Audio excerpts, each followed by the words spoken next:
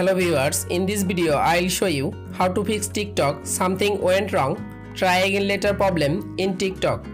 If you want to solve this problem, please follow the step. Step 1.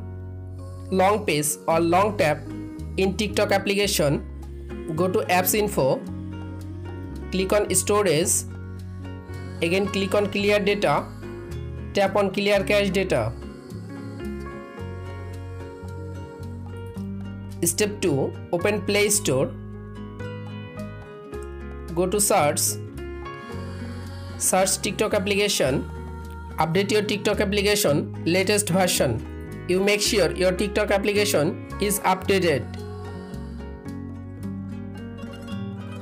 Step 3. Again open your phone setting. Search Wi-Fi. You make sure your Wi-Fi or mobile data connection is properly connected. Step 4. Restart your device.